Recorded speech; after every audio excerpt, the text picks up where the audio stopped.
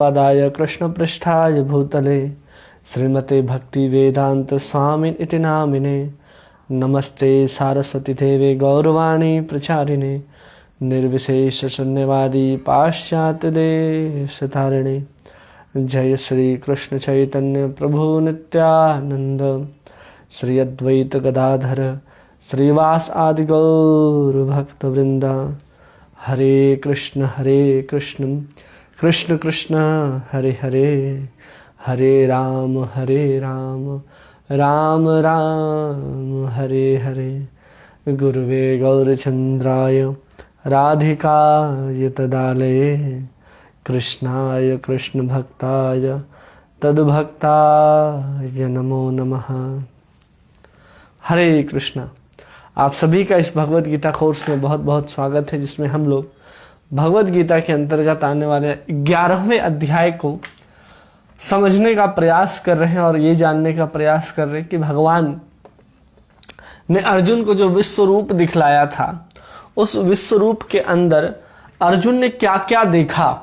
तो हम लोगों ने कल देख लिया था कि अर्जुन के अनुरोध पर भगवान उस विश्व रूप का वर्णन करते हैं और फिर संजय द्वारा उस विश्व रूप का वर्णन धृतराष्ट्र को किया जाता है, और जिसके अंतर्गत संजय धृतराष्ट्र को विश्व रूप का वर्णन कर रहा है, उसके अंतर्गत अर्जुन जो है भगवान कृष्ण से कुछ प्रार्थनाएं करता है।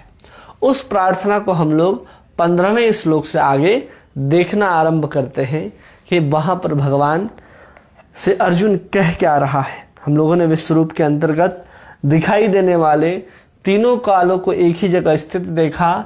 सभी ब्रह्मांडों को, अलग अलग आकृति के जो ब्रह्मांड हैं, उनको भी अर्जुन ने यहाँ देखा, जिससे पता चलता है कि ब्रह्मांड एक नहीं करोड़ों अरबों ब्रह्मांड है, जिनकी कोई गिनती नहीं की जा सकती है। अब अर्जुन यहाँ 15वें श्लोक में भगवान से प्रार्थना करता है, क्योंकि वो जब विश्व रूप को देखा है अर्जुन, तो देखने के बाद वो प्रणम्य शिरसा देवम कृतांजलि भासतः, वो हाथ जोड़ करके प्रणाम करते हुए ये वचन कहते हैं। उस वचन को यहाँ पर संजय धृतराष्ट्र को बतलाते हैं, उसको हम लोग सुनते हैं। क्या कहते हैं अर्जुन? पश्यामि देवांस्तव देवदेहे सर्वांस तथा भूत विशेष संज्ञान ब्राह्मणमीशम कमल आसनस्थ मृषिश्च सर्वानुरागश्च दिव्यान।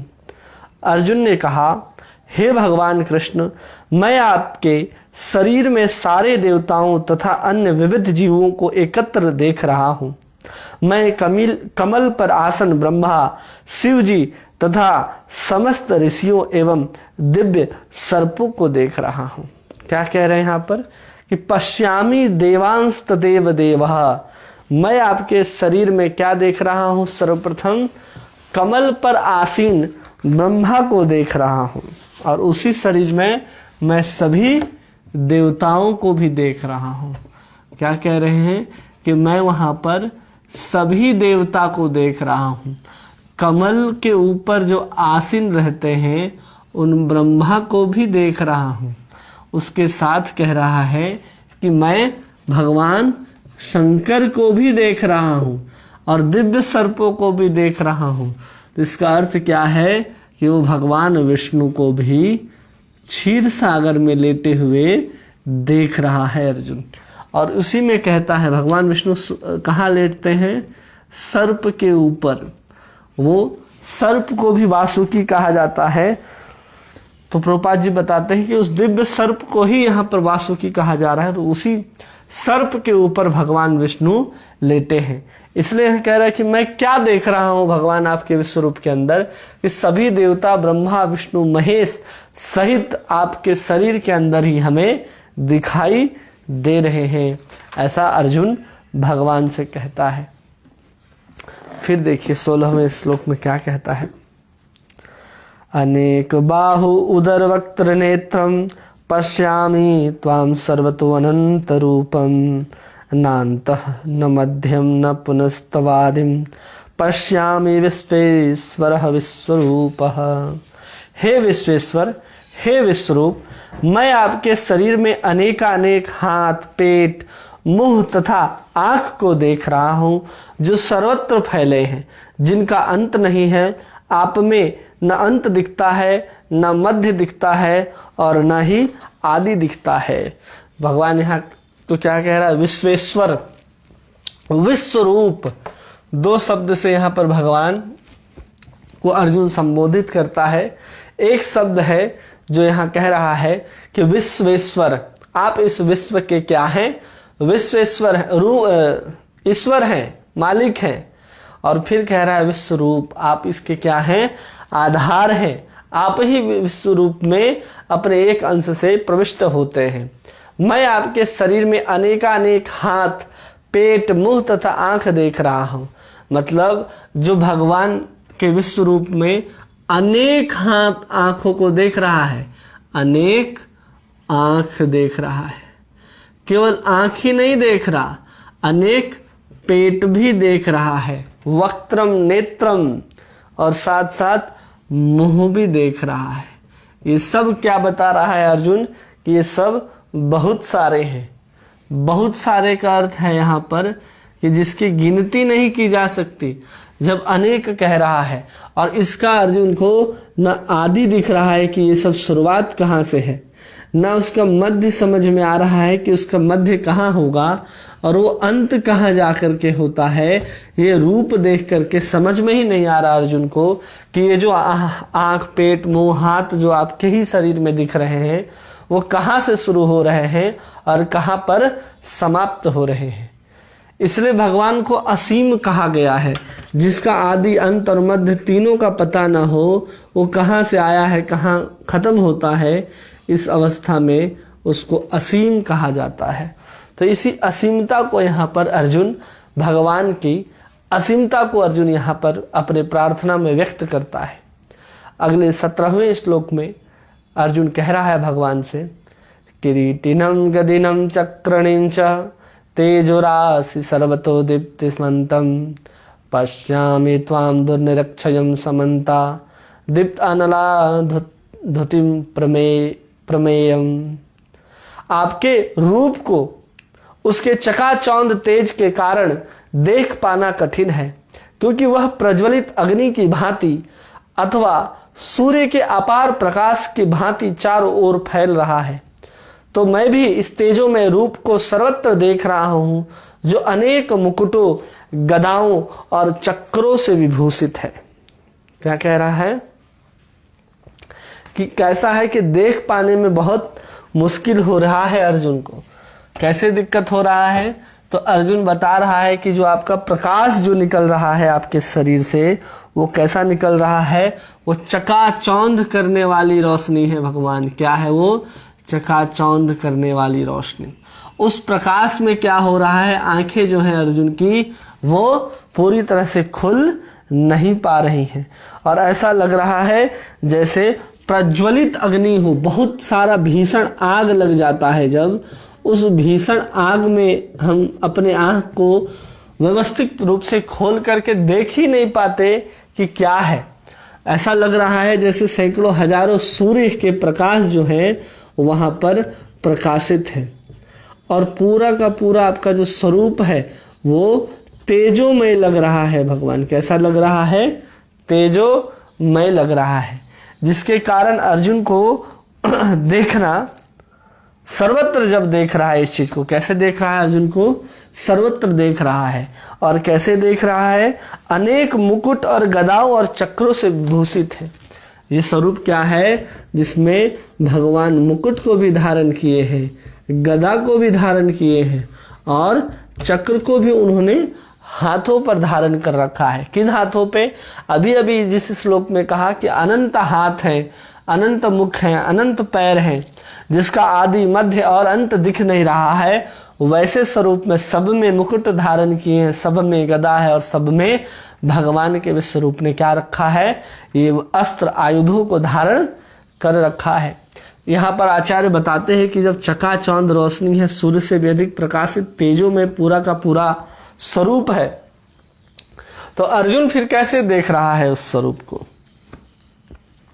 क्योंकि भगवान ने उनको क्या किया है? ददामी ते चक्षु दिव्यम, भगवान ने उनको दिव्य चक्षु दे करके रखा है, जिसके आधार पर भगवान के इस दिव्य स्वरूप को अर्जुन देख पा रहा है। और हमें इस विश्व रूप को पढ़ते सुनते समय यह ध्यान रखना चाहिए कि विश्व रूप जो है वो केवल और केवल जब प्रकृति जैसे अप्रकट प्रकट होते रहती है वैसे ही विश्व रूप है। ये विश्व रूप जो है, विश्व रूप का दर्शन, ये भगवान का अंश है, अंश मात्र से ये प्रदर्शन हो रहा है। क्या है ये? भगवान कृष्ण का अंश है। उस एक अंश से भगवान अपने ऐश्वर्य को प्रकाशित कर रहे हैं, ऐश्वर्य को प्रकाशित कर रहे हैं। भगवान स्वयं कहते हैं ना कि एक अंशेन स्थितः जगतः, कि मैं एक अंश से पूरे के पूरे सृष्टि को धारण करता हूं, उसके अंदर प्रविष्ट करता हूं, जिससे ये पूरा का पूरा संसार जो दृश्यमान है वो हमें दिखाई देना आरंभ होता है। और सब कार्य, प्रकृति के जितने भी कार्य है, सूरज का निकलना, वर्षा का होना, हवा का चलना, कर्म के अनुसार उसको फल मिलना, हर व्यक्ति के उसके दैव्य नेत्र से उसके प्रारब्ध का निर्धारण होना, उसको क्या प्राप्त होना चाहिए, ये सब कुछ का निर्धारण भगवान अपने एक अंश से करते हैं। भगवान उसी एक अंश का हमें ऐश्वर्य रूप में हम लोग देख रहे हैं। इसी को अर्जुन देख रहा है। स्वयं भगवान कृष्ण का ये विश्व रूप नहीं है, केवल एक अंश का विश्व रूप है। स्वयं एक अंश का केवल विश्व रूप दिखाया जा रहा है। और पूर्णता कौन है? पूर्ण तो हमारे भगवान श्री कृष्ण ही है। तो आगे भगवान से कहता है अर्जुन, त्वम अक्षरम परमं वेदितव्यम त्वमस्य विश्वस्य परम निधानम त्वयं अव्यय शाश्वतो धर्मगोप्ता सनातनस्त्वं पुरुषो मतो में। आप परम आद्य गेय वस्तु हैं, आप इस ब्रह्मांड के परम आधार हैं और आप अव्यय तथा पुराण पुरुष हैं।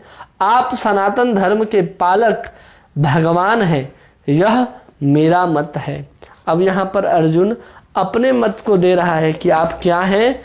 आप आद्य वस्तु हैं। आद्य मतलब शुरुआत, आद्य वस्तु है। फिर कह रहा है कि आप ब्रह्मांड के परम आधार हैं, परम आधार हैं। और फिर कह रहा है आप अव्यय हैं, जो भी संसार में दिखाई दे रहा है वो आप हैं। तथा आप कौन हैं? आप पुराण पुरुष भी हैं, पुराण पुरुष भी हैं, ऐसा भगवान को कह रहा है। और आप सनातन धर्म के पालक भगवान हैं, सनातन धर्म पालक। उसके साथ साथ कह रहा है कि आप भगवान भी हैं। अब इतना कहने के बाद कहता है अर्जुन कि यही मेरा मत है, यही मेरा मत है। अर्जुन ने भगवान को सनातन धर्म पालक, अव्यय, पुराण पुरुष और परम आधार और आद्य के रूप में स्वीकार कर लिया है। और यहाँ पर ऐश्वर्य को देखकर अर्जुन निश्चय करता है। किसको देख करके? ऐश्वर्य को देख करके। सब निर्धारण भगवान को कह रहा है। केवल और केवल भगवान के एक अंश से जो भगवान अर्जुन को योग ऐश्वर्य दिखा रहे हैं, उसी योग ऐश्वर्य को देख करके अर्जुन भगवान कृष्ण को आद्य, परम आधार, अव्यय, पुराण पुरुष, सनातन धर्म के पालक और भगवान कह करके संबोधित करता है। क्यों करता है ऐसा? क्योंकि जितने भी वेद हैं वो सब वेद यही कहते हैं, उनका सबका जो ज्ञान है यही है कि परम वेदितव्य अक्षरम, परम वेदितव्य।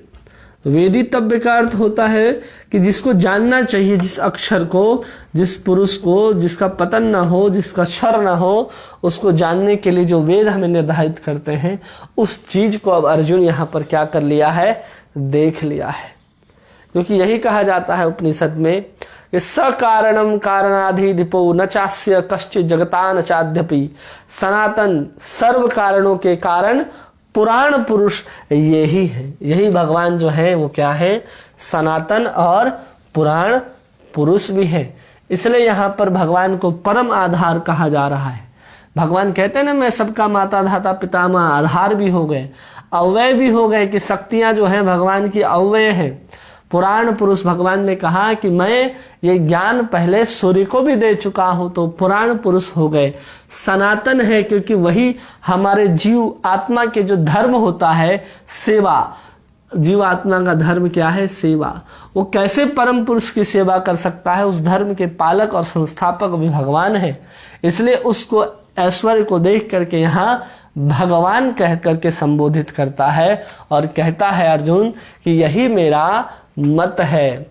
अर्जुन ने यहाँ पर विश्व के रूप में भगवान को स्वीकार कर रहा है कि वही आप ही वेदों के द्वारा जो परम वेदितव्यम अक्षरम है उस तत्व को आप ही हैं भगवान।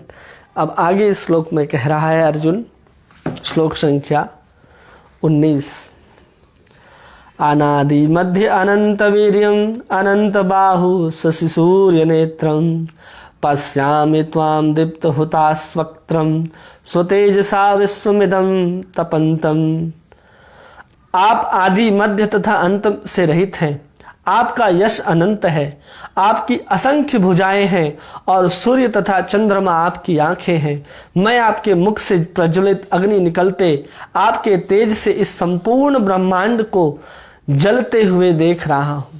क्या कह रहे हैं यहाँ पर अर्जुन कि आप आदि मध्य और अंत से रहित हैं। पहले भी कहा ना, आदि अंत और मध्य से रहित है, मतलब ये तीनों वस्तुएं भगवान में नहीं है।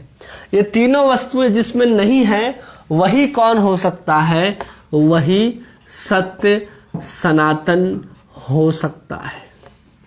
इसके अलावा जिसका आदि भी हो, अंत भी हो, मध्य भी हो, वो समझना चाहिए एक तो वो आदि हो गया तो आद्य पुरुष नहीं हुआ, वो सबका आश्रय नहीं हुआ, वो किसी का अव्यय नहीं हुआ। आदि जिसकी शुरुआत होती है, जिसका अंत होता है और जिसका मध्य होता है। तो भगवान का कोई आदि और मध्य नहीं है। हम किसी का मध्य कब निकाल सकते हैं? हम किसी का आदि मध्य और अंत अगर हमें पता करना है कि मध्य क्या होगा तो कैसे निकालेंगे? जैसे संख्या 9 है, अब इसके मध्य की बात करें तो 1 2 3 4 5 6 7 8 9, इधर 4 इधर 4, बीच में ये एक आ रहा है, इसको हम मध्य कह सकते हैं कि ये क्या है? ये मध्य है। लेकिन जिसका ये पता ही ना कि ये आदि कब से है, कोई पता नहीं आदि कब से है और ये आगे कब तक जाएगा, तो हम उसके मध्य को भी नहीं जान सकते कि वो मध्य क्या है। जिसका आदि भी पता नहीं, अंत भी पता नहीं, तो हम उसको अपने गणित की भाषा में क्या बोलते हैं? इन्फिनिटी। तो ऐसे ही भगवान की कोई शुरुआत नहीं है। जिसकी कोई शुरुआत नहीं होती वही भगवान हो सकता है, जिसकी शुरुआत होती है उसका वो भगवान नहीं हो सकता। और वहां तक कि शुरुआत ना हो उसके साथ पूर्ण भी हो। ऐसा ना कह दे कोई कि इसका शुरुआत नहीं है इसलिए इसका आकार नहीं है। अगर उसका आकार नहीं है तो अभी तक ठीक से विकास नहीं किया है। आकार किसका नहीं होता? जैसे माँ के गर्भ में कोई बच्चा आता है, वीर्य की जब स्थापना होती है तो एक बिंदु के रूप में होता है। वो क्या है? एक बिंदु के रूप में है। वही धीरे धीरे बुलबुले के रूप में बढ़ता जाता है और जब 6-7 महीने का होता है तब जाकर के उसका आकृति समझ में आता है, उस बुलबुले का आकृति समझ में आता है माँ के गर्भ में, और फिर उसके हाथ पैर ये दिखना शुरू होते हैं। मतलब जब तक पूर्ण विकास ना हुआ हो तब तक वो व्यक्ति को व्यक्ति नहीं कहा जाएगा। उसी तरह अगर कोई केवल भगवान को निराकार मान लेता है तो समझना चाहिए उसके ज्ञान का भी पूर्ण विकास नहीं हुआ है। अभी माँ के पेट में पल रहे बच्चे जैसा ज्ञान उस व्यक्ति का है जो भगवान को निराकार बिना हाथ पैर वाला कह करके संबोधित करता है। क्योंकि जिसका आदि मध्य और अंत है ही नहीं, उसको आप कैसे कह सकते हैं कि वो निराकार है? क्योंकि उसी ने हमको बनाया है, और वो बनाया है तो हाथ पैर और इंद्रियों का होना कितना आवश्यक है वो बनाने वालों को भी पता है और जिसको प्राप्त है उसको भी पता है। इसलिए हमें ऐसा नहीं करना चाहिए। इसलिए यहाँ पर कह रहे हैं कि आप क्या हैं? आद्य वस्तु हैं। आपका यश अनंत है। आपका जो यश है भगवान का वो अनंत है। और फिर कह रहे हैं असंख्य भुजाएं दिख रही हैं और सूर्य और चंद्र जो हैं आपके नेत्र के समान दिखाई दे रहे हैं और प्रज्वलित अग्नि के समान आपका मुख है और आपके तेज से पूरा विश्व संतप्त हो रहा है। क्यों हो रहा है? क्योंकि महाविस्मय समुद्र में निमग्न हो गए हैं अर्जुन। और जब वहां पर निमग्न हो गए हैं इसलिए भगवान को यहाँ बार बार बोल रहे हैं। पहले भी भगवान को कहा ना आदि मध्य और अंत। इसके पिछले श्लोक में भगवान को कहते हैं कि आपका ना आदि है, ना मध्य है, अंत है। फिर इस श्लोक में क्यों कह रहे हैं? तो विश्वनाथ चक्रवर्ती ठाकुर बताते हैं और प्रभुपाद जी भी तात्पर्य में लिखते हैं कि अगर कोई महाविस्मय समुद्र में निमग्न हो गया हो और जब वो कुछ कह रहा हो तो उसको पुनरुक्ति दोष नहीं लगता। जैसे कोई प्रमाद में हो, एकदम नींद में चल रहा हो, आलसी व्यक्ति हो, वो बार बार एक ही चीज को दोहराता है। जब हम नींद में होते हैं तो देखेंगे कि हम एक ही चीज को बार बार दोहराने लग जाते हैं।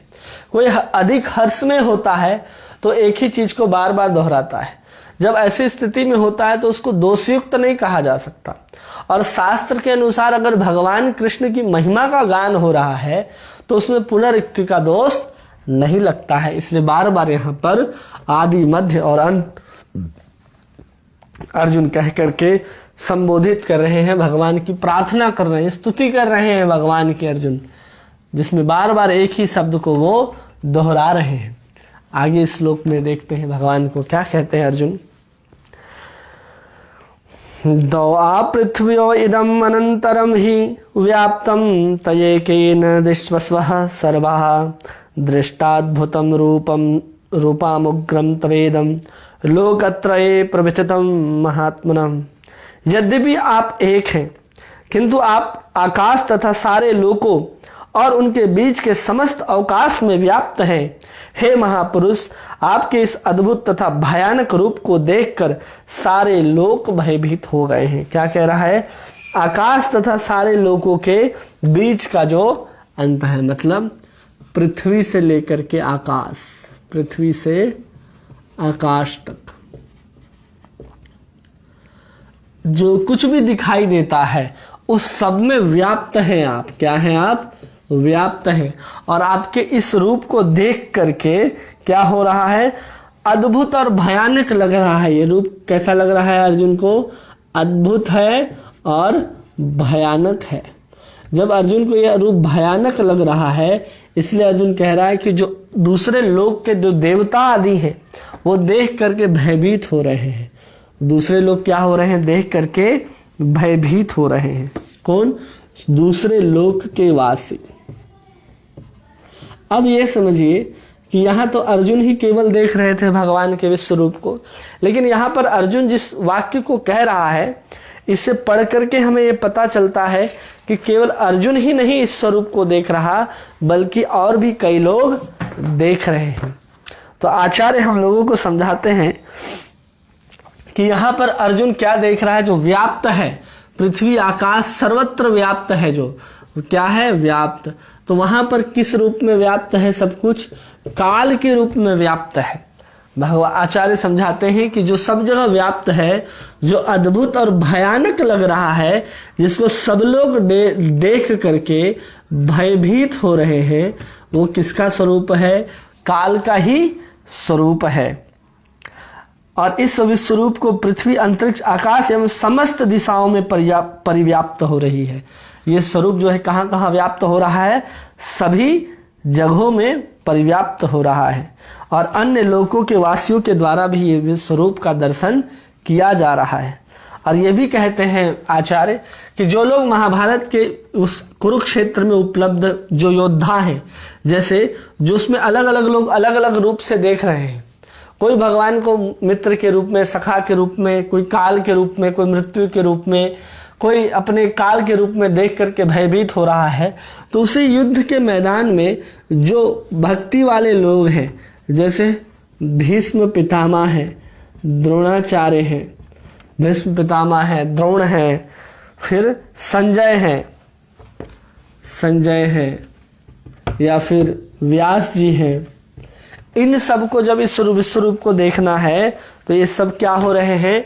अपने जो चक्षु हैं, जब चक्षु अर्जुन को दिया गया उस समय भी ये चक्षु इन सबको दे दिया गया। यहाँ तक कि ब्रह्मा जी भी इस स्वरूप को देख करके इस स्वरूप के साक्षी हैं। भीष्म पितामह ने देखा, द्रोण ने देखा, संजय तो देख करके सुना ही रहे हैं। संजय वेद व्यास जी के शिष्य हैं और स्वयं कमल पर आसीन ब्रह्मा ने भी इस स्वरूप को देखा जिसमें काल रूप में भगवान सर्वत्र व्याप्त है। इसलिए अगर कोई कहे कि ये काल रूप क्या है भगवान का, तो स्वयं यहाँ पर भगवान अपने से जब स्तुति समाप्त होगी तो ये काल के रूप में भगवान स्वयं वर्णन करेंगे कि काल क्या है। तो आगे हम लोग देखते हैं अर्जुन 21वें श्लोक में क्या कहते हैं भगवान से। श्लोक संख्या 21। अमीहि त्वां सुरसंगा विशन्ति केचिद् गीता प्रज्वल्यो गृह्णन्ति स्वस्ति युक्त्वा महर्षि सिद्धसंगा स्तुवन्ति त्वां स्तुतिभिः पुष्कलाभिः। देवों का सारा समूह आपकी शरण ले रहा है और आप में प्रवेश कर रहा है। उनमें कुछ अत्यंत भयभीत होकर के हाथ जोड़ करके आपसे आपकी प्रार्थना कर रहे हैं। महर्षियों तथा सिद्धों के समूह कल्याण हो कहकर वैदिक स्तोत्रों का पाठ करते हुए आपकी स्तुति कर रहे हैं। क्या कह रहा है यहाँ पर? बहुत सुंदर बात कह रहा है कि अहम ही त्वाम सुरसंगा विशन्ति, कि बहुत सारे लोग जो हैं आपके शरण को ग्रहण कर रहे हैं। श्लोक संख्या 21। इस स्वरूप को में क्या देख रहा है कि लोग क्या कर रहे हैं? आपकी शरण को ग्रहण कर रहे हैं। और इतना ही नहीं देखता, इसके साथ साथ देखता है कि आप में ही प्रवेश कर रहे हैं। आप में प्रवेश कर रहे हैं। आप में प्रवेश करने का मतलब कि यहाँ जब काल कह दिया गया पीछे कि काल है, व्याप्त है, तो काल क्या करता है? हर किसी चीज को साफ कर सकता है, निगल सकता है। इसलिए यहां पर कह रहे हैं अर्जुन कि आप में प्रवेश कर रहे हैं। कुछ आपसे भयभीत हो गए हैं। भय से लोग क्या कर रहे हैं? हाथ जोड़ लिए हैं। और जितने भी महर्षि गण हैं, वो महर्षि गण जो हैं या सिद्ध गण हैं, वो क्या कर रहे हैं? वैदिक स्तोत्रों का पाठ कर रहे हैं। वैदिक स्तोत्र का पाठ कर रहे हैं, आपको सुना रहे हैं, आपको प्रसन्न करने का प्रयास कर रहे हैं। आगे देखिए क्या कहते हैं भगवान से अर्जुन। श्लोक संख्या 22। रुद्र आदित्यया वसवो ये चे साध्यया विश्वस्विनो मारुतो सोश्वाश्च गंधर्व यक्षा सुरा सिद्ध संगा वीक्षन्ते त्वां विस्मृत्यक्षैव सर्वे। शिव के विविध रूप आदित्य गण, वसु, साध्य, विश्व देव, दोनों अश्विनी कुमार, मरुतगण, पितृगण, गंधर्व, यक्ष, असुर तथा सिद्ध देव सभी प्रकार से आश्चर्य पूर्वक देख रहे हैं। और इनके साथ साथ बहुत सारे लोग देख रहे हैं। तो अब यहाँ पर अर्जुन बताते हैं कि किसको किसको देख रहे हैं। तो यहाँ पर बताते हैं कि रुद्र देख रहे हैं, सभी रुद्र। तो रुद्र कितने हैं हमने कहा था? तो रुद्र 11 हैं। 11 रुद्र देख रहे हैं। वसवह, वसु जितने भी हैं वो कितने हैं? वसु 8 हैं, वो देख रहे हैं। फिर कह रहे हैं आदित्य गण, कितने आदित्य हैं? 12 आदित्य हैं, वो भी देख रहे हैं। फिर कहते हैं कि साध्य है, साध्य गण जो हैं वो भी देख रहे हैं।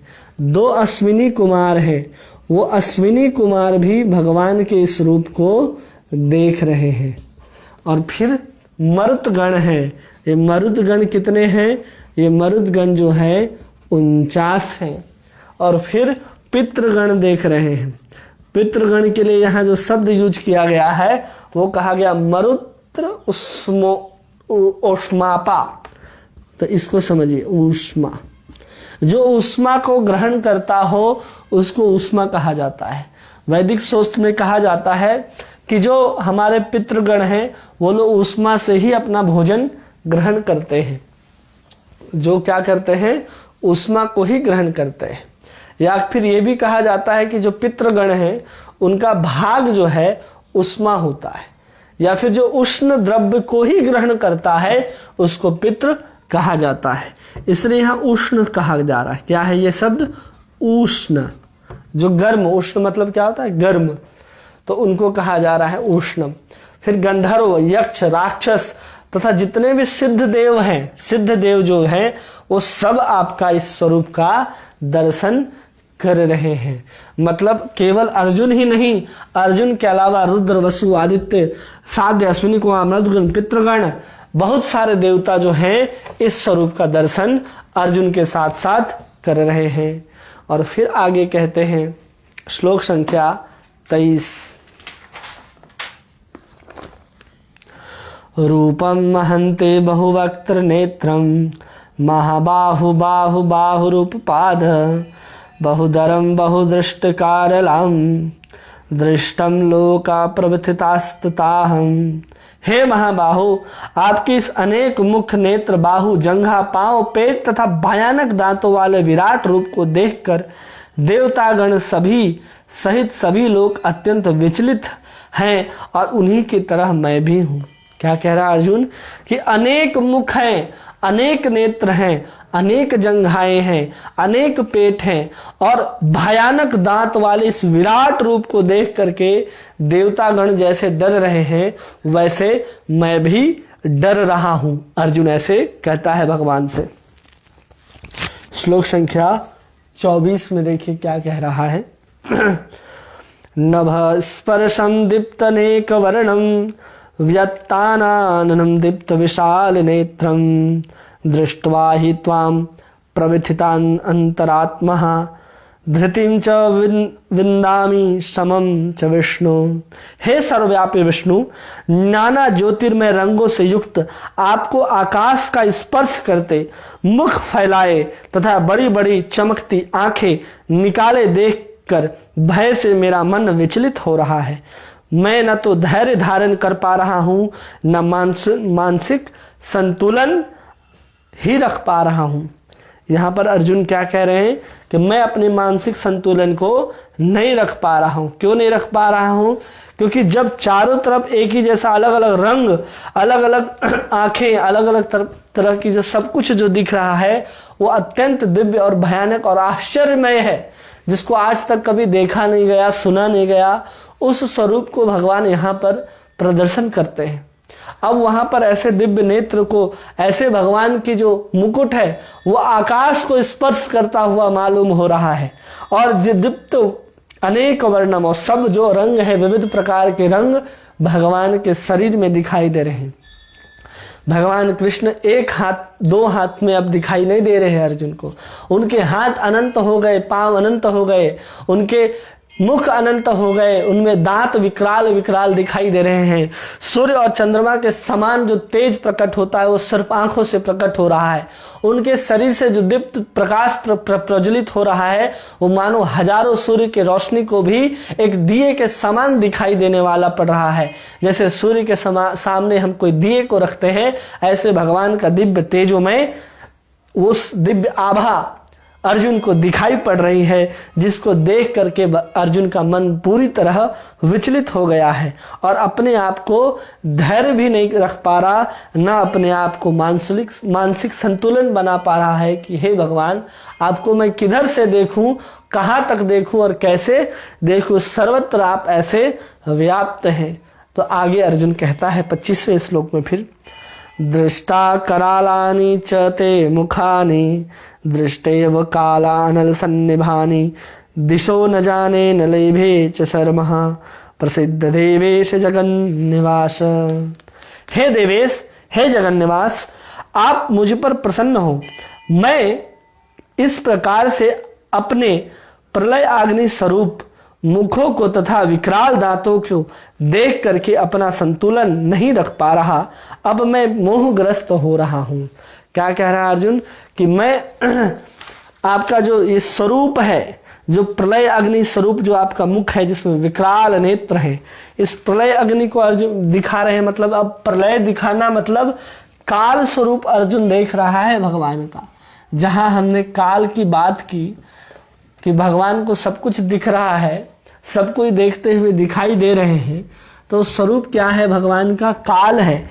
उसी काल स्वरूप को देख करके सभी देवतागण भी जो है विस्मित हो गए हैं, और अर्जुन भी क्या कर रहा है, इसको देख करके विचलित हो गया है और मोहग्रस्त हो गया है। क्यों हो गया है?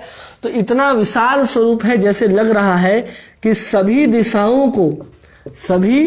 दिशाओं को क्या कर रहे हैं भगवान? खा रहे हों, ऐसा लग रहा है। इतना विशाल मुख खुल रहा है भगवान का कि लग रहा है कि पूरा का पूरा दिशा को ही भगवान निगल जाएंगे। इस स्वरूप को देख करके वो दिशा जो है पता ही नहीं चल रहा, चारों तरफ वैसे ही लग रहा है। इसलिए अर्जुन यहाँ पर मोहग्रस्त हुआ है। ऐसा नहीं है कि अर्जुन को फिर से मोह हो गया, क्योंकि इसी अध्याय के पहले कहा कि मेरा सब मोह जो है भगवान वो दूर हो गया है। लेकिन जब दिशाओं को पता ही नहीं चल रहा, भगवान तो दिशा को ऐसे निगल रहे हैं कि पता ही नहीं चल रहा ये पूरब है, पश्चिम है, उत्तर है, दक्षिण, ईशान, व्यान, कौन सा दिशा है पता नहीं चलने के कारण अर्जुन कह रहा है कि मैं यहाँ पर मोहग्रस्त हो गया हूं। फिर आगे कहता है 26 और 27वें श्लोक में, अमिं च त्वां धातराष्ट्रस्य पुत्रा सर्वे सहैवानि पालन संगहि भीष्म द्रोण सुतपुत्रस्तथासौ सहास्मि दियैरपि योध मुख्ये वक्त्राणि चेत्वाओ माणः विशन्ति दृष्टकारालनि भयानिकानि केचिद्विलग्नः दशानन्तरेषु दृश्यन्ते चूर्णतरैरुक्तमाङ्गे। धृतराष्ट्र के सारे पुत्र अपने समस्त सहायक राजाओं सहित तथा भीष्म, द्रोण, कर्ण तथा हमारे प्रमुख योद्धा भी आपके विकराल मुख में प्रवेश कर रहे हैं। इनमें से कुछ के सिरों को तो मैं आपके दांतों के बीच चूर्णित हुआ देख रहा हूं। क्या हो रहा है कि इस सब के माध्यम से अर्जुन क्या कह रहा है कि मैं इन सब को देख रहा हूं आपके मुख में प्रवेश करते हुए। क्यों देख पा रहा है? अर्जुन यहाँ पर भविष्य देख रहा है। अभी तक युद्ध हुआ नहीं है, लेकिन वो क्या देख रहा है भविष्य में कि धृतराष्ट्र के जितने भी पुत्र हैं, उसको कौरव जितने भी हैं वो प्रवेश कर रहे हैं। प्रमुखता नाम लेते हैं यहाँ पर भीष्म पितामह, द्रोणाचार्य, उनके साथ किसका नाम है? कर्ण, और अन्य योद्धा जितने भी हैं वो सब क्या हो रहे हैं? आपके मुख में प्रवेश कर रहे हैं। और कुछ को तो ऐसा देख रहे हैं कि आपके दांतों के मध्य क्या हो गए? वो चूर्ण हो रहे हैं।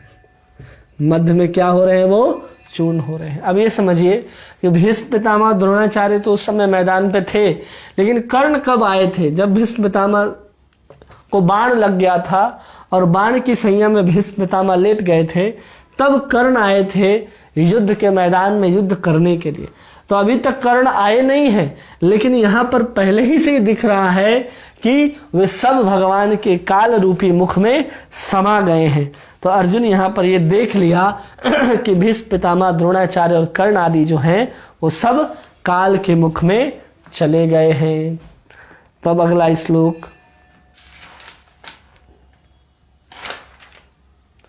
28वां, यथा नदीनां बहवो अम्बुवेगः समुद्रमेवाभिमुखा द्रवन्ति यथा तवामी नरलोकवीरा विशन्ति वक्त्राण्यभिव ज्वलन्ति।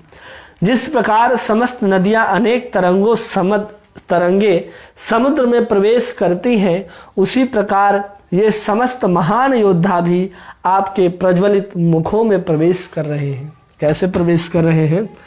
जैसे नदी समुद्र में जाकर के मिलती है अनेक तरंगों के साथ, वैसे ही महान योद्धा जो है वो आपके काल रूपी प्रज्वलित अग्नि में ऐसे ही प्रवेश कर रहे हैं जैसे नदी समुद्र में प्रवेश कर जाते हैं। श्लोक संख्या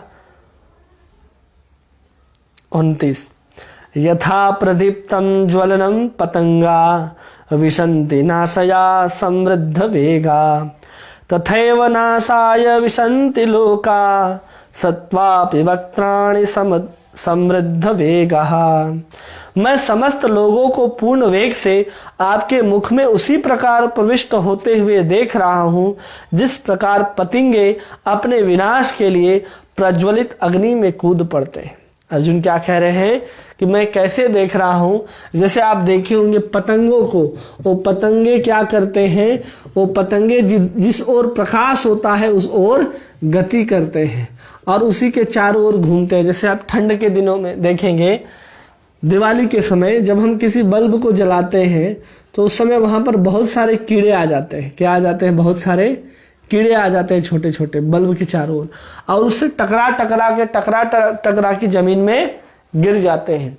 जैसे बल्ब ने उसे आकर्षित किया हो, उसी तरह काल रूपी जो मृत्यु है, जो काल है, हर जीव को वैसे ही आकर्षित करता है जैसे पतंगों को प्रकाश आकर्षित करता है और उसमें टकरा के पतंगों की मृत्यु हो जाती है। उसी तरह काल ही हमें क्या करता है, एक गति करवाता है और काल के माध्यम से ही हम किसी चीज को अनुभव कर पाते हैं। अगर काल को रोक दिया जाए, जैसे अभी समय चल रहा है, कैसे पता चल रहा है कि समय चल रहा है? केवल और केवल एक घड़ी है आपके पास जिससे आपको अनुभव हो रहा है कि जो घड़ी है, समय जो है वो जा रहा है। उस काल के जाने का प्रभाव आपके ऊपर कैसे पड़ता है? अगर हम इस चीज को समझ जाएंगे तो समझ में आएगा कि काल क्या है, हमारे ऊपर कैसे प्रभाव डालता है। आगे जब भगवान काल कहेंगे तो हम थोड़ा प्रयास करेंगे इस चीज को समझाने का।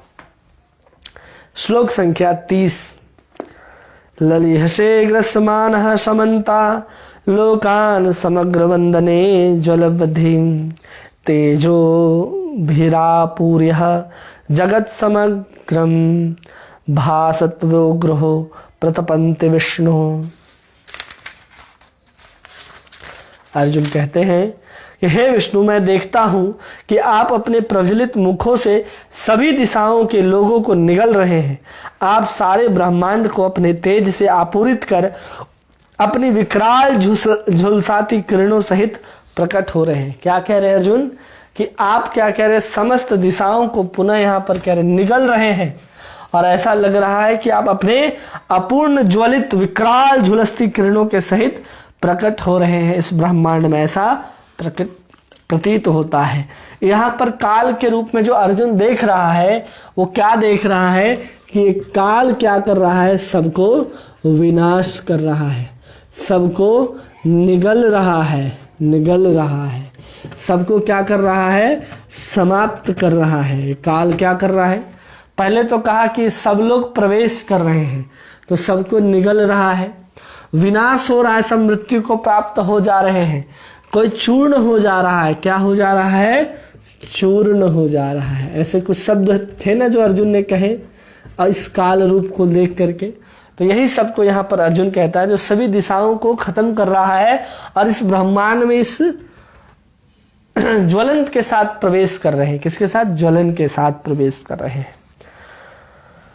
तब जाकर के आगे 31वें श्लोक में कहते हैं आगे अर्जुन, आख्या ही मे को भगवान अनुग्रह रूपो नमो अस्तु ते देववरः प्रसीद विज्ञातुम इच्छामि भवन्ताद्यं न ही प्रजानामि त्वं प्रवृत्तम। हे देवेश, कृपा करके मुझे बतलाइए कि इतने उग्र रूप में आप कौन हैं। मैं आपको नमस्कार करता हूं, कृपा करके मुझ पर प्रसन्न हो। आप आदि भगवान हैं, मैं आपको जानना चाहता हूं क्योंकि मैं नहीं जान पा रहा हूं कि आपका प्रयोजन क्या है। ये तो पता है कि भगवान जो विश्व रूप दिखा रहे हैं अर्जुन को, ये भगवान ही है, लेकिन अर्जुन इस बात को नहीं समझ पा रहा है कि आपकी प्रवृत्ति क्या है, आपका प्रयोजन क्या है, और मैं आपको जानना चाहता हूं भगवान। इसलिए वो नमो अस्तु ते देववरः प्रसीद, कि आप मुझ पर प्रसन्न हो और कृपा करके हमको बतलाइए। तो जैसे ये बोलते हैं तो भगवान 32वें श्लोक में कहना आरंभ करते हैं। अब यहाँ पर कौन कह रहे हैं? श्री भगवान कह रहे हैं। श्री भगवान उवाच कालो अस्मि लोक क्षय कृध प्रविद्धो लोकान समाहुर्तुम ही प्रवृत्तः रीते अपि त्वां न भविष्यन्ति सर्वे यो अवस्थिता प्रत्यनेकेषु योद्धाः भगवान ने कहा कि समस्त जगतों को विनष्ट करने वाला काल मैं हूं और मैं यहां पर समस्त लोगों का विनाश करने के लिए आया हूं। तुम्हारे सिवा दोनों पक्षों के सारे योद्धा मारे जाएंगे। क्या कह दिए भगवान यहां पर कि कालो अस्मि लोक क्षय कृतः प्रविद्धा। मेरी जो प्रवृत्ति है वो क्या है, सबको नाश करने की है। मैं सबका नाश कर देता हूं। क्षय कृतः, क्या करता हूं मैं, क्षय कृतः, विनष्ट करने वाला काल हूं। विनष्ट करने वाला क्या है, काल है, जो कहां पर उपस्थित हुए हैं, युद्ध के मैदान में। और क्या कह रहे हैं कि मैं समस्त योद्धाओं को मार दूंगा।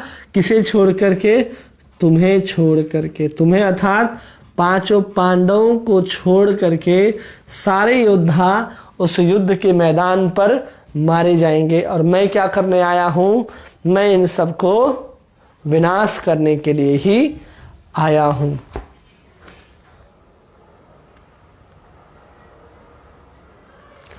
अब यहां पर ये समझिए कि यहां पर जो काल है, भगवान कह रहे हैं कि हम सबको विनष्ट करने के लिए आए हैं।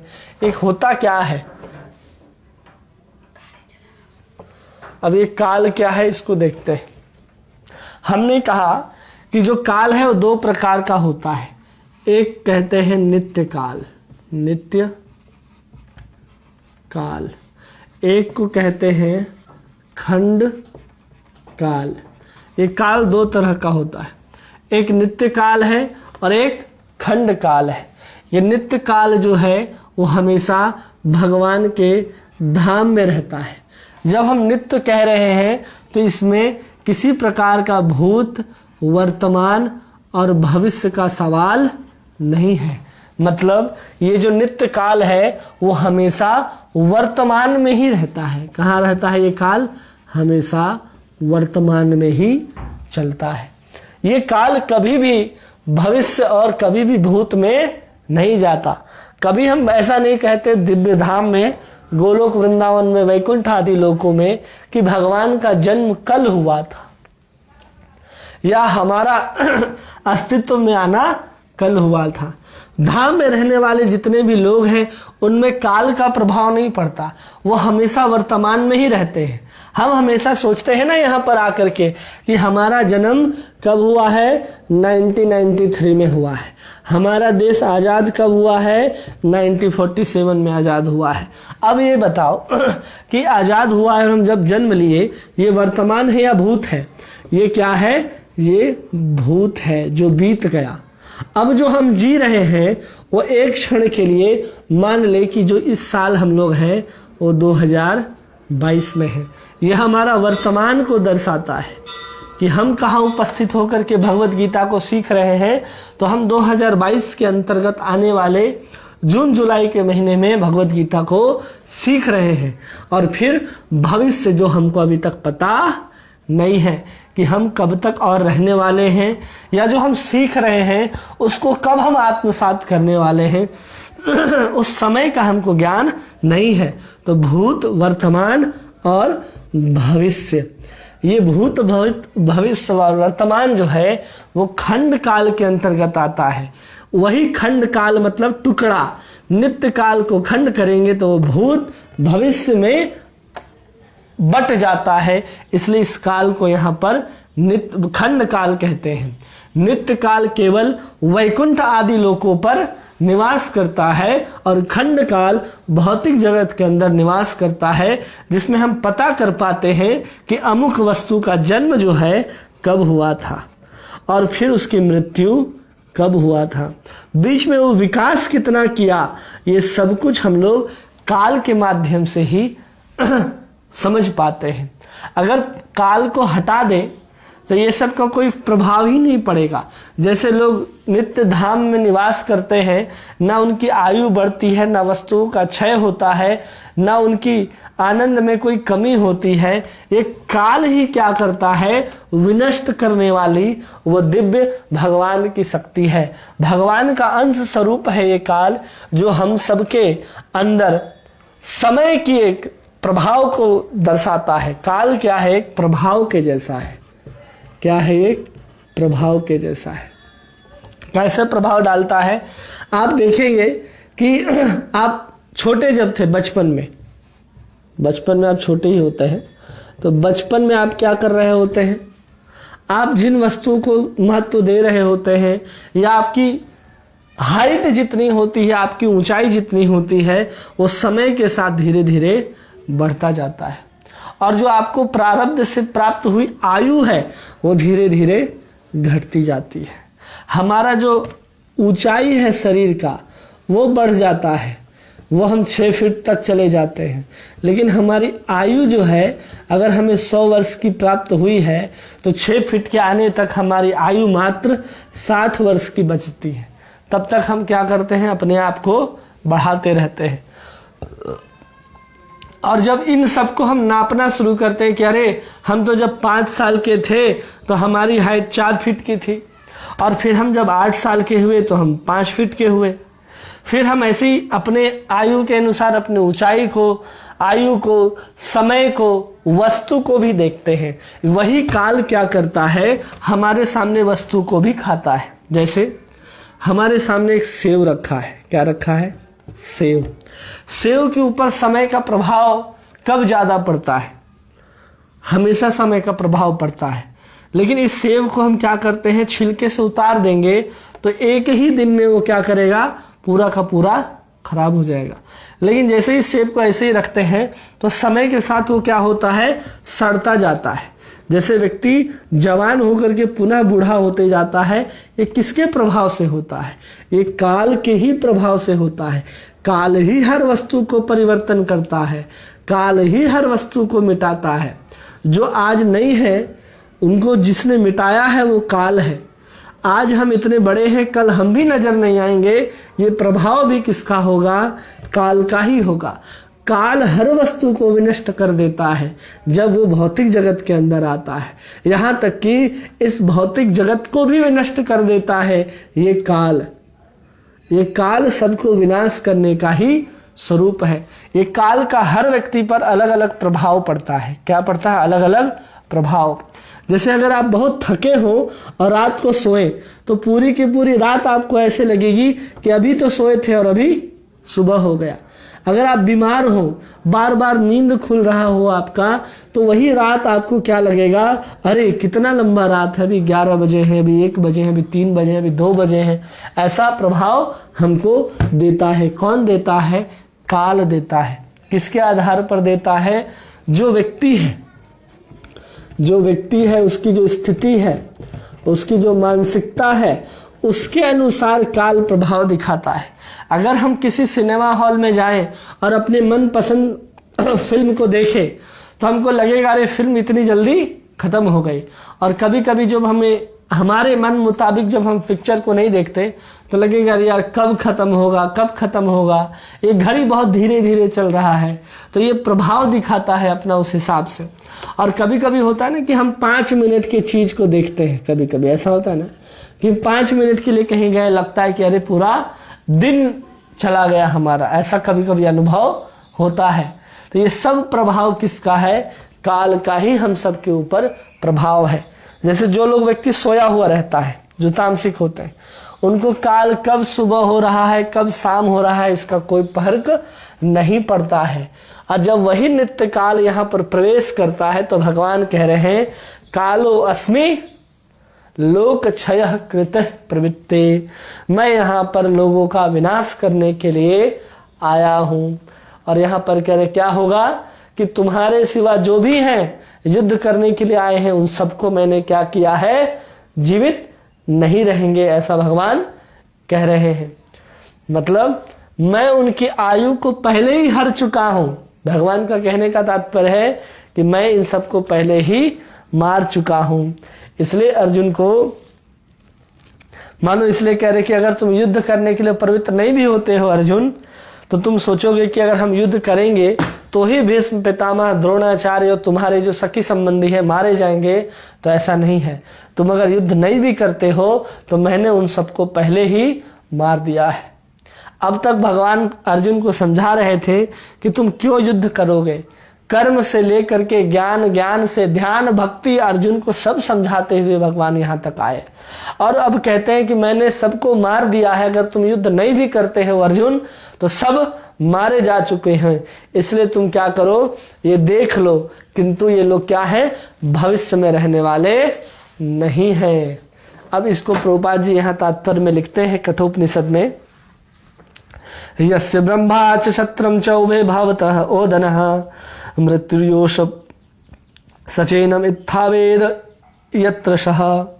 सारे ब्राह्मण क्षत्रिय अन्य सभी परमेश्वर द्वारा काल कवलित होते हैं। परमेश्वर का यह रूप सबका भक्षण करने वाला है और यहाँ पर कृष्ण अपने को सर्वभक्षी काल के रूप में प्रस्तुत करते हैं। केवल कुछ पांडवों के अतिरिक्त युद्ध भूमि में आए हुए समस्त लोग इस काल के द्वारा भक्षित होंगे। यही प्रकृति का नियम है। काल विनाश है और परमेश्वर की इच्छा अनुसार संसार का विनष्ट होना है, यह प्रकृति का नियम है। ये काल क्या करता है, सबको खाता है। अगर इस संसार से काल को हटा दिया जाए, केवल और केवल काल को हटा दिया जाए, उसके प्रभाव को हटा दिया जाए, न हम कभी मरने वाले हैं, न हम कभी बूढ़े होने वाले हैं, न आपके घर में लाया हुआ जो पदार्थ है जो सुबह से लेकर के शाम में परिवर्तित होता है, न वो परिवर्तित होगा। ऐसा कुछ भी होने वाला नहीं है। सबके ऊपर प्रभाव समय का होता है। आज हम जो भी साइंटिफिक रूप से कैलकुलेशन करते हैं वो सब का सब समय के अनुसार ही होता है। चाहे हमको कुछ भी निकालना हो, चाहे वो दूरी हो, समय हो, घंटा हो, चाल हो, किसी चीज का परिवर्तन हो, जन्म हो, मृत्यु हो, संसार का बनना हो, बिगड़ना हो, सूरज का निकलना हो, सूरज का डूबना हो, प्रकाश की गति हो, जो कुछ भी है वो सब किससे हम कैलकुलेट करते हैं, समय के आधार पर। और यही समय भगवान कह रहे हैं कि मेरा स्वरूप है और मैं इस स्वरूप में सबको विनष्ट करता रहता हूँ।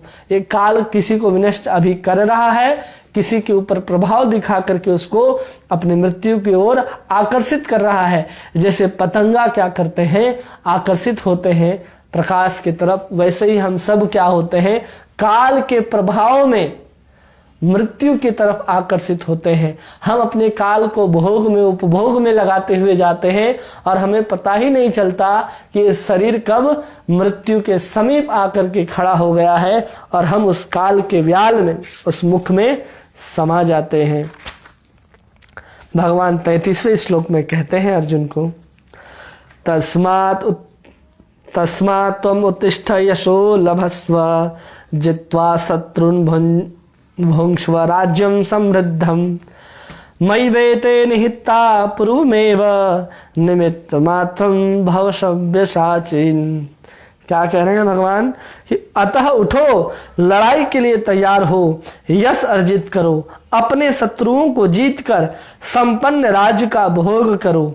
ये सब मेरे द्वारा पहले ही मारे जा चुके हैं और हे सव्यसाची, तुम तो युद्ध केवल निमित्त मात्र के हो सकते हो। तुम क्या हो सकते हो युद्ध में, केवल और केवल निमित्त मात्र के हो सकते हो। क्या कह रहे हैं भगवान कि त्वम उत्तिष्ठा युद्धो लभस्व, तुम युद्ध के लिए तैयार हो जाओ। अर्जुन को क्या कह रहे हैं कि तुम उठो और युद्ध के लिए तैयार हो जाओ। क्यों तैयार हो जाओ भाई? तो आगे कहते हैं कि जित्वा शत्रु भुक्ष राज्य समृद्धम, कि इन शत्रुओं को जीत जाओ और समृद्ध राज्य का क्या करो, उपभोग करो, राज्य का उपभोग करो। क्यों भाई? युद्ध के लिए तैयार हो जाओ, युद्ध करने के साथ तुम जीत भी जाओगे, उपभोग भी करोगे।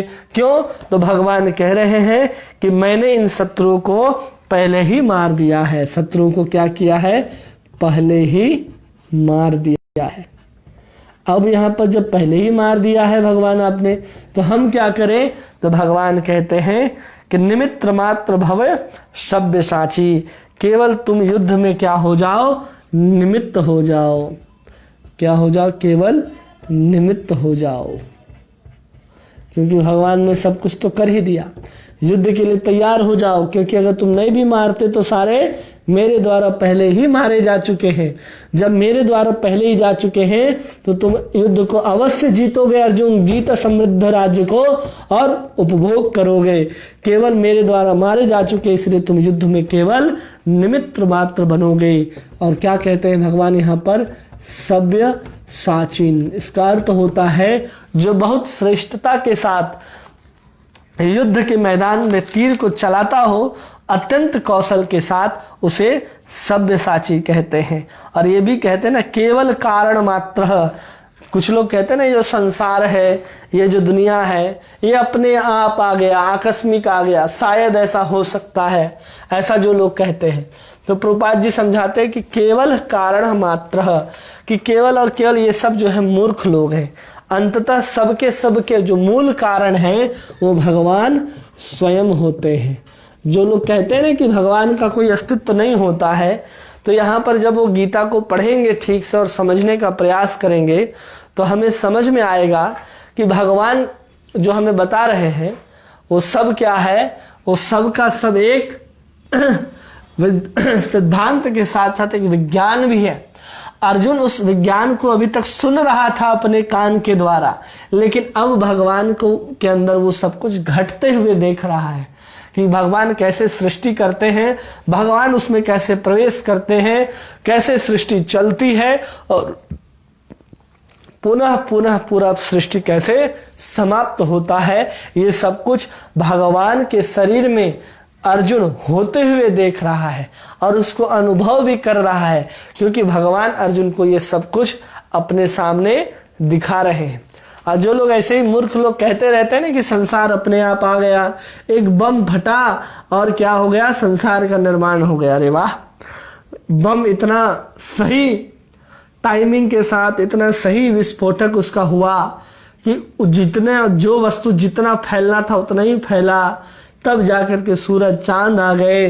अरे मूर्खो, ऐसा नहीं हुआ, क्योंकि भगवान कह रहे हैं कि ये सब कुछ मैंने बनाया है और मेरी ही सृष्टि में सब कुछ काम करती है।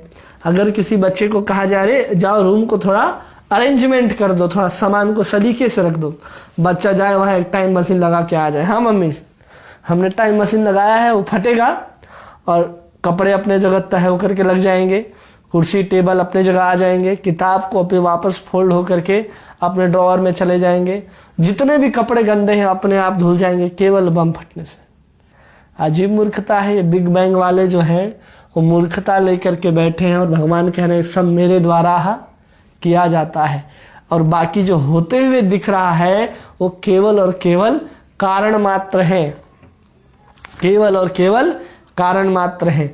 सूर्य के माध्यम से जो आजकल कहते हैं ना कि सूर्य है और सूर्य ही हमारे गैलेक्सी का केंद्र है और उसी से सब 9 के 9 ग्रह आए हैं, तो ये सब मानना भी ठीक है, क्योंकि उसके जो मूल है सूर्य के वो कौन है? भगवान ही है। बाकी सब एक कारण मात्र है। इसलिए ये जगत को भगवान ने एक अवसर के रूप में बनाया है। किसको बनाया है? इस जगत को बनाया है एक अवसर के रूप में। ये जगत हमको क्या देता है? अवसर देता है। किस चीज का अवसर? कि हम वापस शुद्ध हो सके और शुद्ध होकर भगवत धाम जा सके, भगवत धाम जा सके।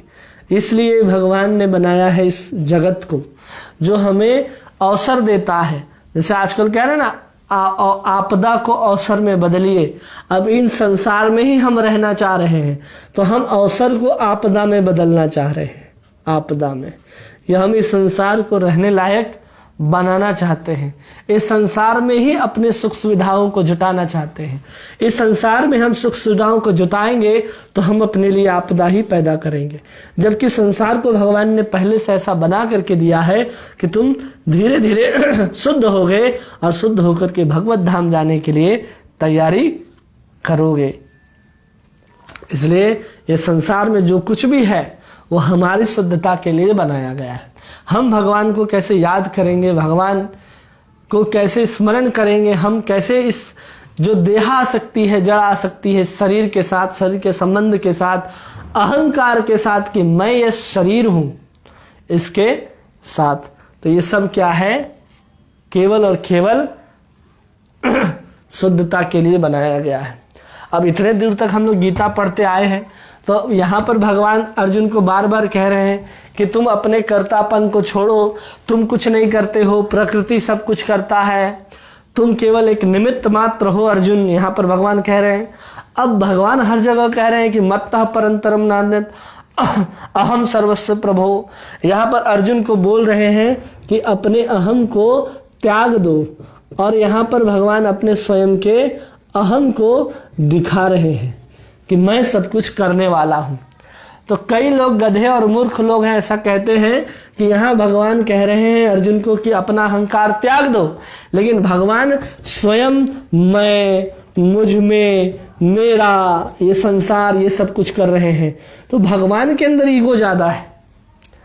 तो कह रहे हैं कि भगवान कृष्ण ऐसा कह रहे हैं क्योंकि उनके अंदर कोई और है, पर ब्रह्म कोई और बैठा है। अरे गधो, जब अहम की यहाँ बात आ रही है तो यहाँ पर जो अहम की बात हो रही है छोड़ने के लिए अर्जुन के लिए, उसको कहते हैं मिथ्या अहंकार। क्या कहते हैं उसको?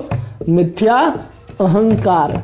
जब हम इस देह के साथ अपने अभिमान को जोड़ते हैं, किसके साथ ये अभिमान जुड़ा होता है?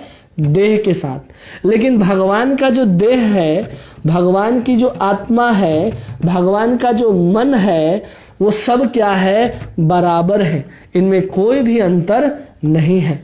तो यहाँ पर जो अहंकार होगा वो क्या है? वो वास्तविक अहंकार है। क्या है वो? वास्तविक अहंकार है। यहाँ पर भगवान का अहम अहम नहीं होगा, ये वास्तविक अहंकार है जो होना चाहिए। जब हम मिथ्या अहंकार से निकलेंगे तो हम भी कहेंगे कि क्या है हम? वेद कहता है ना, अहम ब्रह्मास्मि, मैं क्या हूं? उस ब्रह्म का अंश हूं। फिर हम क्या कहेंगे? तत्त्वमसि, मैं वही हूं। कौन हूं? फिर आगे चल करके जब व्यक्ति भक्त होता है तब कहता है कि मैं तुम्हारा हूं, मतलब मैं भगवान का दास हूं। ये सच्चा अहंकार है। तो अहम को त्याग करके भगवान कह रहे हैं कि तुम मेरे शरणागत हो जाओ। अर्जुन को कह रहे हैं ना भगवान कि तुम मेरे शरणागत हो जाओ। जब शरणागत होगा तो अहम धीरे धीरे गलने लगेगा। जब अहम गलने लगेगा तो समझना चाहिए कि हम धीरे धीरे अध्यात्म की ओर प्रगति कर रहे हैं। कौन है अध्यात्म? वही भगवान जो है, उनकी सेवा ही करना क्या है? असली अध्यात्म है। वही आत्मा का धर्म है और कर्तव्य है। जो लोग कहता है कि अर्जुन को अहम त्याग करने के लिए कह रहे हैं और भगवान स्वयं अहंकारित हो रहे, बाप, वो सबका बाप है, वो अहंकार नहीं करेगा तो कौन करेगा? आप जो आज पैदा हुए कल मर जाएंगे, और भगवान सनातन है। इस बात को न जाने बिना भी कुछ भी लोग कहीं भी कहते हैं। और ये भी प्रभुपाद जी कहते हैं, ये कुरुक्षेत्र का जो युद्ध है वो भगवान की इच्छा से, योजना से ही लड़ा गया है। श्लोक संख्या 34। द्रोणं च भीष्मं च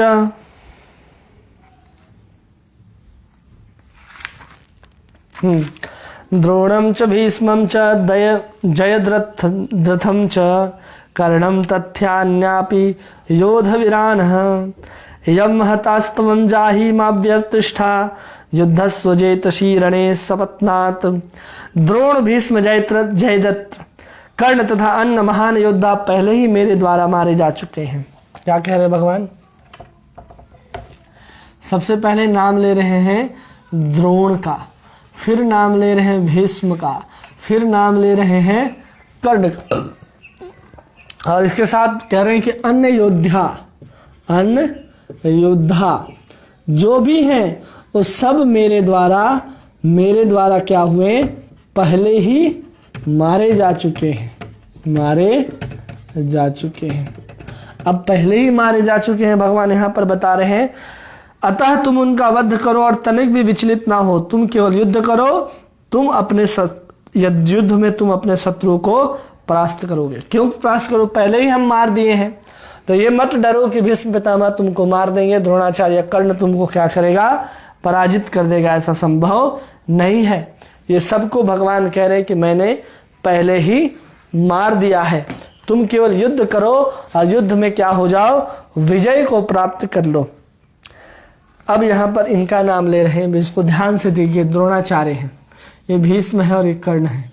ये तीनों कहाँ उपस्थित थे? जब द्रौपदी का चीरहरण हो रहा था तो ये सब वहां पर उपस्थित थे, द्रौपदी के चीरहरण में। तो आचार्य बताते हैं कि ये सब का विनाश पहले ही हो चुका है। मतलब कब? तो दो बात आएगी, एक तो भीष्म पितामह भीष्म स्तुति में बताते हैं और यहाँ भगवान स्वयं बता रहे हैं। तो जब बताते हैं कि जब द्रौपदी का चीरहरण हो रहा था और द्रौपदी वहां पर अपने अस्मिता की रक्षा करने के लिए दोनों हाथों से अपने वस्त्र को पकड़ करके खींच रही थी कि ये जो दुशासन है वो मेरे वस्त्रों को खींच न ले, उस समय उस सभा में स्वयं अंधा धृतराष्ट्र बैठा था, भीष्म पितामह बैठे थे, द्रोणाचार्य बैठे थे, कृपाचार्य बैठे थे, कर्ण बैठा था। कर्ण तो वहीं बैठ करके जुआ खेल रहा था और उसी ने कहा था, कर्ण ने ही कहा था कि जाओ और जा करके इस पांचों पांडवों की जो पत्नी है उसको खींच करके लाओ। उस समय खींच करके बालों के साथ लाया गया था इस द्रौपदी को उस भरी सभा के भीतर, और वहां पर आदेश देता है दुर्योधन कि इसे निवस्त्र करके मेरी जंघा पर बिठाओ। उस समय पांचों पांडव भी वही थे, ये द्रोणाचार्य कृपाचार्य कर्ण भी वहीं पर थे। जब इन्होंने ऐसा आदेश दिया और जब वहां पर वस्त्र खींचने का प्रयास हो रहा था तो समझना चाहिए द्रौपदी कौन है? परम वैष्णवी है। जब इन्होंने परम वैष्णवी का जैसे ही अपराध किया है, उस अपराध करते ही इन सभी जितने भी योद्धा उधर से खड़े हैं, जो भी उपलब्ध थे उस सभा में, उन सभी के प्राणों को भगवान उसी समय हरण कर लेते हैं। इसलिए यहां कह रहे हैं कि मैंने उन सभी के प्राणों को तो पहले ही हर लिया है। किसके द्वारा? जब वैष्णव अपराध हो रहा था, द्रौपदी का चीरहरण हो रहा था, उसी समय मैंने इन सब की आयु को क्या कर लिया है? छीन लिया है। अब तुम इसे मारोगे तो ऐसे मारोगे जैसे कि मरे हुए व्यक्ति को पुनः मारता है, वैसे हाल है। कठपुतली के समान केवल चल रहे हैं, युद्ध का आनंद ले रहे हैं। पहले ही भगवान क्या कह रहे हैं? इन सबको हमने मार दिया है। जब भीष्म पितामह पहले स्कंद के 9वें अध्याय में भगवान कृष्ण की स्तुति करते हैं तो वहां पर कहते हैं भगवान विस्मृति में, सपदि सर्विचो निशम्य मध्ये निज परयो बलयो रथम निवेश्य स्थितवती पर सैनिक रुक्षणो धृतवती पार्थ सखे रतिर्ममास्तु। कह रहे हैं कि जब पहले अध्याय में आपने देखा होगा कि पहले अध्याय में भगवान कृष्ण को अर्जुन कहता है कि हे अर्जुन, मेरे इस रथ को दोनों सेनाओं के मध्य में ले जा करके स्थापित कर दीजिए। रथम स्थापितम में अच्युतः, आप मेरे रथ को दोनों सेनाओं के मध्य में ले जा करके स्थापित कर दीजिए। तो उसी को कहते हैं निशम्य मध्य परयो विलयो रथम निवेशय। जिस क्षण अर्जुन के उस रथ को लेकर के भगवान कृष्ण दोनों सेनाओं के मध्य में आए थे, उसी समय क्या किया? पर सैनिक युरक्षणो धृतवती, उसी समय जो युद्ध के लिए लड़ने के लिए आए हैं सेनाओं का, उसी समय आयु को हरण कर लिया, प्राणों को हरण कर लिया। पार्थ सखे रतिर्ममस्तु, मेरी रति जो है उस पार्थ सखे भगवान कृष्ण के चरणों में हो। ये भगवान की स्तुति करते हुए भीष्म पितामह भीष्म स्तुति में भी कहते हैं कि जिस क्षण दोनों सेनाओं के मध्य में स्थापित किया गया, उसी समय भगवान ने इन सब के आयु को छीन लिया था, हरण कर लिया था। इसलिए तुम क्या करो? युद्ध करो और इनको परास्त करो।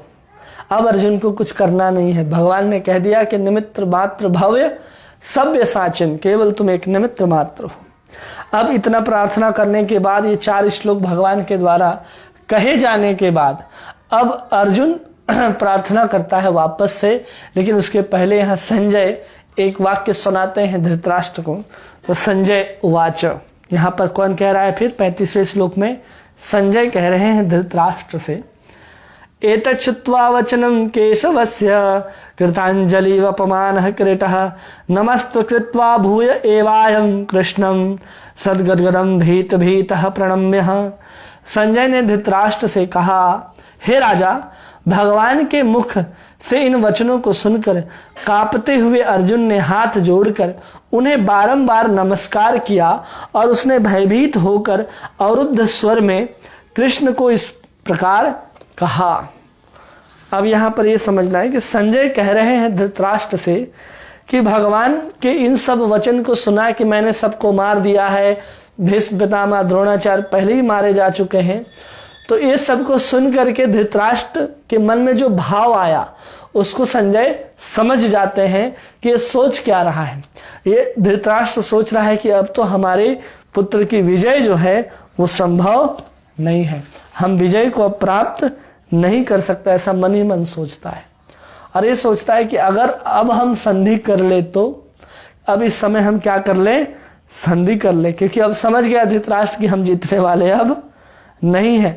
तब जाकर के इस भाव को धृतराष्ट्र के समझते हुए संजय ने धृतराष्ट्र को इस श्लोक सुनाए जिसमें वो कह रहे हैं कि अर्जुन जो है अपने हाथ को जोड़ करके भगवान कृष्ण को क्या कह रहे हैं, प्रार्थना करते हुए ये शब्द कह रहे हैं। तो ये हम लोग आगे देखेंगे 36 से लेकर के 55 तक, जहां तक पहुंचते हैं हम लोग जाने का प्रयास करेंगे, जिसमें अर्जुन भगवान से प्रार्थना करता है और प्रार्थना के बाद भगवान बताना शुरू करते हैं कि मेरा ये स्वरूप जो तुमने देखा ये क्या था, कितना विस्मयकारी जो स्वरूप तुमने देखा अर्जुन, ये सब के सब किसी के द्वारा आसानी से देखे नहीं जा सकते।